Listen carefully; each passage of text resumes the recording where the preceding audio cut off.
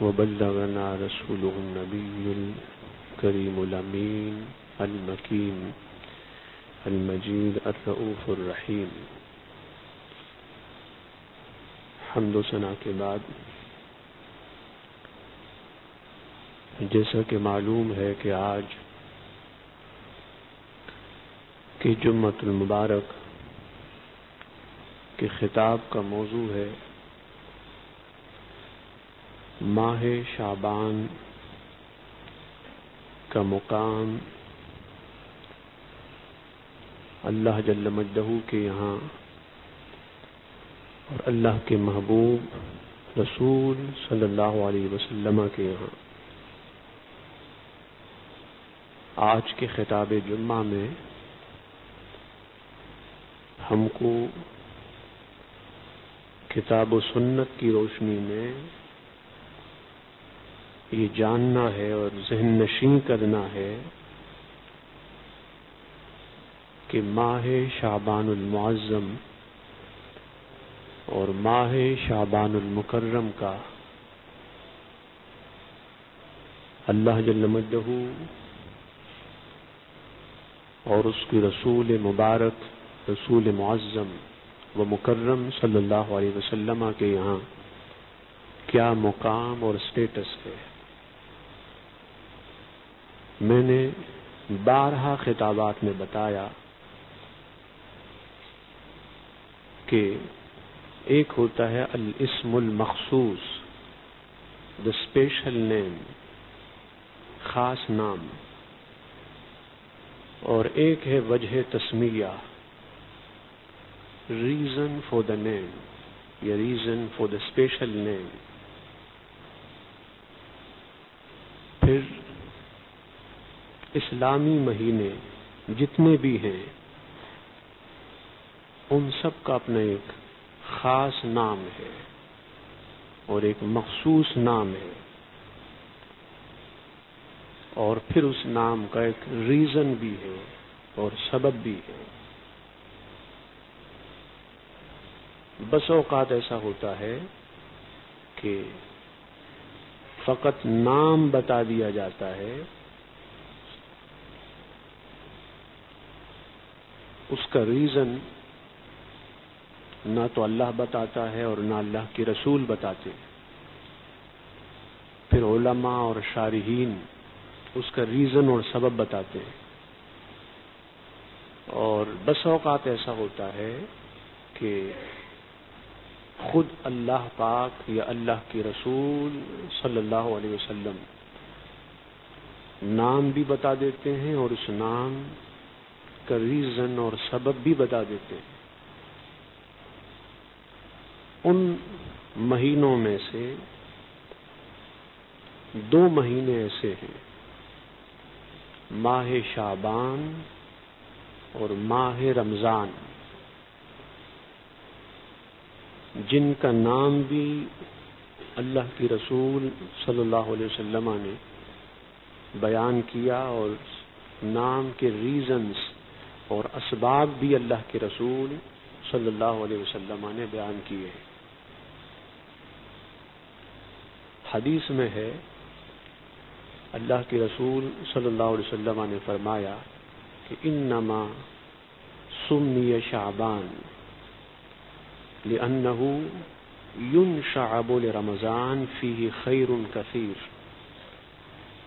وإنما سمي رمضان لأنه يرمد الذنوب. کہ شعبان کا نام شعبان اس لیے رکھا گیا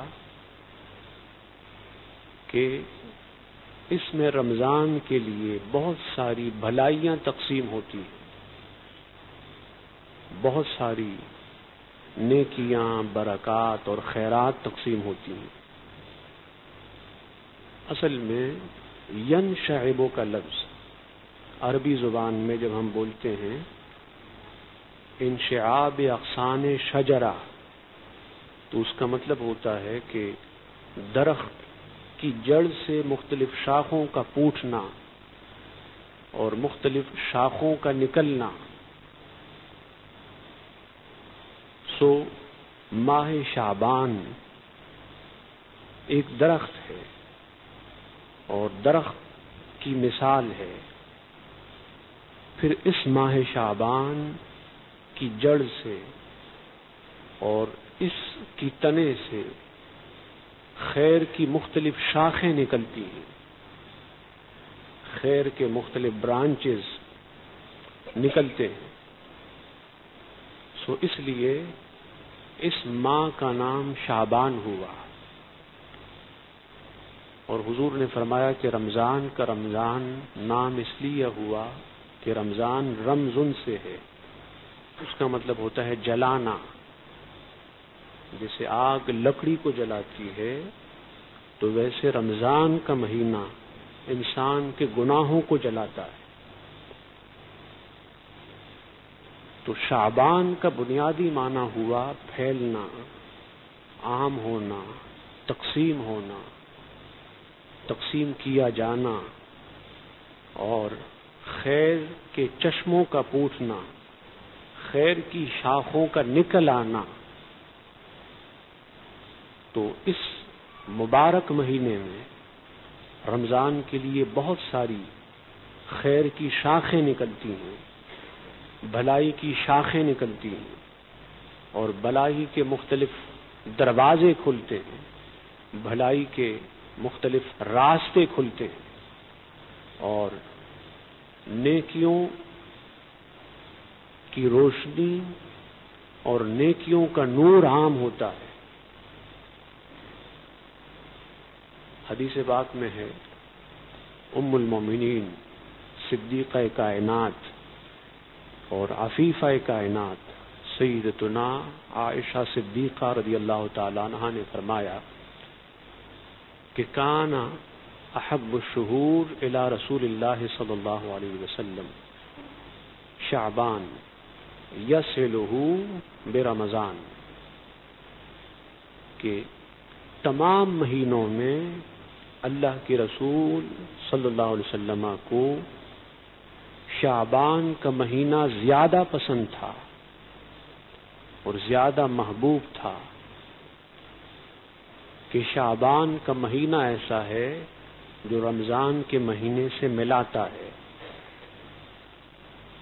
شعبان کے مہینے میں اور رمضان کے مہینے میں کوئی گیپ، کوئی فاصلہ نہیں ہے. جیسے ہی ماہ شعبان مکمل ہوتا ہے ماہ رمضان کا آغاز ہو جاتا ہے. تو حضور علیہ السلام کو شعبان کا مہینہ اس لیے محبوب تھا کہ یہ مہینہ رمضان کے مہینے سے ملاتا ہے اور رمضان کا مہینہ حضور کو محبوب ہے اور پسند ہے. اور یہ قاعدہ ہے کہ جو محبوب سے ملاتا ہو وہ بھی محبوب ہے، جو دوست سے ملاتا ہے وہ بھی دوست ہے. جو آپ کو اس سے ملائے جو آپ کو پسند ہے تو ملانے والا بھی پسندیدہ ہوتا ہے. تو رمضان شعبان سے حضور علیہ السلام کی جو محبت تھی، جو عقیدت تھی اور اس کے پھر مختلف ریزنز اور اسباب و علل ہوئے، ان میں سے ایک یہ تھا کہ یصلہ برمضان، کہ یہ مہینہ انسانوں کو رمضان سے ملاتا ہے، رمضان سے ملاتا ہے.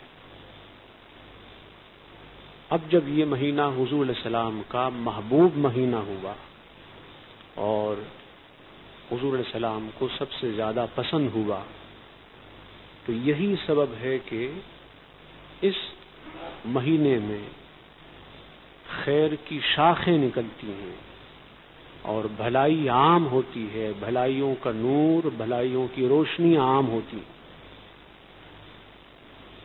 اس سے معلوم ہوتا ہے کہ جس کو اللہ کے رسول پسند فرمائیں، جو اللہ کے رسول کا محبوب ہو جائے، اللہ کے رسول کا دوست ہو جائے، پیارا ہو جائے، تو اللہ پاک پھر اس سے بھی خیر کی شاخیں نکالتا ہے اور اس سے بھی بھلائی اور اچھائی کے مختلف راستے نکالتا ہے. جیسے شعبان کا مہینہ حضور علیہ السلام کا محبوب مہینہ ہوا تو یہ مہینہ منبع خیر ہو گیا، منبع برکات ہوا، منبع سعادات ہوا، منبع انوار ہوا، محض اس لیے کہ یہ حضور کا محبوب ہے، پسندیدہ ہے. سو وہ خوش نصیب انسان، وہ خوش نصیب امتی جو حضور کا محبوب ہو جائے تو اللہ پھر اس کو بھی منبع برکات بناتا ہے، منبع تجلیات بناتا ہے، منبع سعادات بناتا ہے، منبع انوار بناتا ہے، منبع خیرات و برکات بناتا ہے، منبع فضائل اور منبع اوصاف بناتا ہے. یہ حضور علیہ السلام کی محبت کی طاقت ہے اور حضور علیہ السلام کے عشق کی قوت ہے، حضور کے عشق کی قوت ہے. ڈاکٹر اقبال نے فرمایا کہ قوت عشق سے ہر پست کو بالا کر دے، دہر میں اسم محمد سے اجالا کر دے صلی اللہ علیہ وسلم. کہ عشق کی محبت، عشق رسول اور محبت رسول کی وہ طاقت ہے جو پست کو اونچا کر دیتی ہے، جو نیچے ہوتا ہے اسے بلند کرتی ہے. تو ماہ شعبان کو بھی حضور سے محبت ہوئی اور حضور علیہ السلام کو اس مبارک مہینے سے محبت ہوئی. یہ شہر یعنی شہر رمضان محبوب مصطفیٰ ہوا، حضور علیہ السلام کا چاہا ہوا محبوب مہینہ ہوا. اس لیے اللہ پاک نے اس مہینے کو تمام نیکیوں کا، تمام بھلائیوں کا، تمام حسنات اور تمام فضائل اور تمام اوصاف و خوبیوں کا مرکز بنایا. اس طرح بنایا کہ ہر خیر شعبان سے نکلتا ہے، ہر بھلائی شعبان سے نکلتی ہے، ہر حسنہ اور نیکی شعبان سے نکلتی ہے. تو اگر مہینے یعنی زمانہ، ٹائم حضور کو محبوب ہو جائے تو اس کا مقام یہ ہوتا ہے. تو اگر کوئی انسان حضور کو محبوب ہو جائے تو پھر اس کا مقام کتنا بلند ہوگا. قیامت تک پھر اس کا فیض جاری رہتا ہے، قیامت تک پھر اس کی تعلیمات جاری ہوتی ہے، قیامت تک پھر اس کا نام زندہ ہوتا ہے، قیامت تک پھر اس کے مرقد مبارک سے انوار نکلتی ہیں اور تجلیات نکلتی ہیں.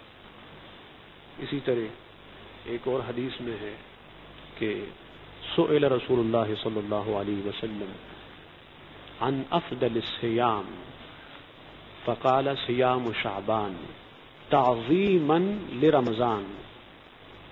اللہ کے رسول صلی اللہ علیہ وسلم سے پوچھا گیا کہ مہینوں میں کس مہینے کے روزے سب سے افضل ہیں اور ثواب کن روزوں کا سب سے زیادہ ہے.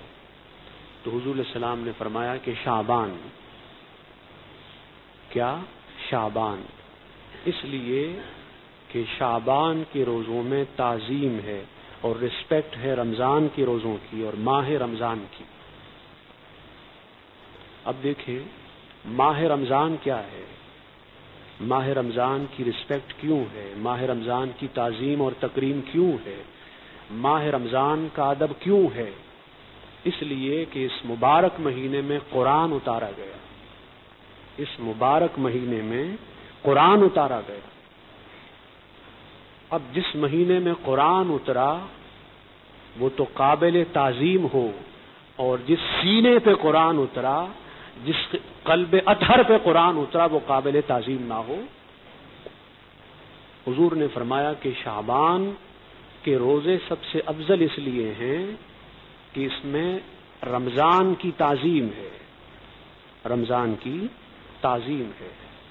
اس سے یہ معلوم ہوا کہ جہاں اللہ کے مبارک مہینوں کی، مبارک دنوں کی، مبارک راتوں کی اور مبارک ساعات کی تعظیم ہوتی ہے، اللہ اس کو افضل بنا دیتا ہے، اس کو اعلیٰ اور اس کو سب سے بالا بنا دیتا ہے، اس کو سب سے اونچا بنا دیتا ہے. چونکہ شعبان کے مہینے میں تعظیم ہے رمضان کے مہینے کی اور رمضان کے روزوں کی، اس لیے اس کے روزے سب سے افضل ہیں. اب وہ لوگ جو یہ چاہیں کہ ان کا مقام بھی اللہ کے یہاں بلند ہو، وہ بھی افضل الناس ہو جائیں، وہ بھی افضل الخلق ہو جائیں، وہ بھی افضل المخلوقات ہو جائیں، وہ بھی سب سے بلند و بالا ہو جائیں، تو ایک ہی طریقہ ہے، حضور کا ادب کرے، حضور کی تعظیم سے، حضور کی تکریم سے، حضور کے اکرام و ادب سے اللہ پاک انسان کو افضل بناتا ہے، اس کو ممتاز بناتا ہے، اس کو منفرد بناتا ہے، اور اسے کائنات میں پھر سب سے اونچا کرتا ہے، کائنات میں سب سے بلند کرتا ہے، کائنات میں سب سے اٹھا کر اتنا اٹھاتا ہے کہ پھر لوگوں کے لیے وہ انسان قابل رشک ہو جاتا ہے، قابل رشک ہو جاتا ہے. اس طرح ایک اور حدیث میں ہے کہ حضور علیہ السلام سے حضرت عائشہ صدیقہ رضی اللہ تعالیٰ عنہ نے فرمایا کہ حضور علیہ السلام نے فرمایا کہ من صام آخر یوم الاثنین غفر لہ، کہ جس شخص نے من شعبان کے آخری پیر کا دن روزہ رکھا، شعبان کے آخری پیر کے دن روزہ رکھا، تو اللہ پاک اس کے گناہوں کو مٹا دیتا ہے، بخش دیتا ہے. ویسے تو ممکن ہو تو اس پورے مہینے میں روزہ رکھا جائے، ممکن ہو. یہ ممکن نہ ہو تو پھر ہر پیر کو جمعرات کو رکھا جائے، یہ ممکن نہ ہو تو پھر پیر کو روزہ رکھا جائے، یا پھر 15ویں شعبان کے دن کو روزہ رکھا جائے. ویسے اس مہینے میں بہت سارے خیر ہیں اور خیر کی شاخیں ہیں، لیکن ان سب کی اصل، ان سب کا مرکز روزہ ہے. اس لیے حضور علیہ السلام نے اس مہینے میں جس عبادت کو زیادہ اہتمام سے کیا وہ روزوں کی عبادت ہے. حضرت عائشہ صدیقہ رضی اللہ تعالی عنہا سے روایت ہے کہ کان النبی صلی اللہ علیہ وسلم یصوم حتی نقول لا یفطر وکان یفطر حتی نقول لا یصوم، کہ بس اوقات ایسا ہوتا کہ اللہ کے رسول صلی اللہ علیہ وسلم مسلسل لگاتار روزے سے ہوتے، اور ہمیں یہ خیال ہوتا کہ شاید اب آپ افطار نہ کریں، یعنی ایسے دن نہ آئیں، شاید ایسے دن نہ آئیں جس میں آپ کا روزہ نہ ہو. پھر ایسا ہوتا کہ آپ مسلسل افطار کرتے، مسلسل آپ روزہ نہ رکھتے، ہمیں یہ خیال ہوتا کہ شاید ابھی آپ روزہ نہ رکھیں. یعنی حضور علیہ السلام کی عادت مبارک یہ بھی رہی کہ مسلسل روزہ رکھا، اور حضور علیہ السلام کی عادت مبارک یہ بھی رہی کہ آپ نے مسلسل روزے نہ رکھے. اور فرماتی ہے کہ ما رأیت رسول اللہ صلی اللہ علیہ وسلم یصوم شہر الا قط الا شہر رمضان استکمل صیام شہر قط الا شہر رمضان، کہ میں نے حضور علیہ السلام کو کبھی نہ دیکھا کہ آپ نے مسلسل پورا ایک مہینہ روزہ رکھا ہو، ایک مہینے کے پورے روزے رکھے ہوں سوا ماہ رمضان کے. اور فرماتی ہے کہ ما رأیتہ صام اکثر من صیامہ فی شہر شعبان، اور میں نے کبھی یہ بھی نہ دیکھا کہ حضور علیہ السلام نے شعبان کے علاوہ کسی اور مہینے میں سب سے زیادہ روزے رکھے ہوں. یعنی ماہ شعبان میں حضور علیہ السلام اکثر روزے سے ہوتے، اور یہی اولیاء اور صلحاء کی عادات میں سے ہے کہ ان کا پورا مہینہ، شعبان کا پورا مہینہ روزوں سے گزرتا ہے، اور شعبان کے پورے مہینے میں ان کے روزوں کا سلسلہ ہوتا ہے. یہ بھی حضور علیہ السلام کی عادات میں سے اور حضور علیہ السلام کی سنت ہے. جیسے کہ یہ جو حدیث میں نے بیان کی صحیح بخاری کی حدیث صحیح حضرت سیدتنا ام المومنین عائشہ صدیقہ عفیفہ رضی اللہ تعالی عنہا کی روایت بیان کی کہ میں نے حضور علیہ السلام کو ماہ شعبان میں سب سے زیادہ روزے رکھتے دیکھا. تو پچھلے سال ہم نے ماہ شعبان اور درود السلام کے حوالے سے خطاب کیا تھا اور یہ بتایا تھا کہ ماہ شعبان میں درود السلام کا بھی خاص اہتمام کیا جائے اور درود السلام کے علاوہ قرآن کی تلاوت کا خاص اہتمام کیا جائے. اس کے علاوہ چونکہ ہم میں سے ہر ایک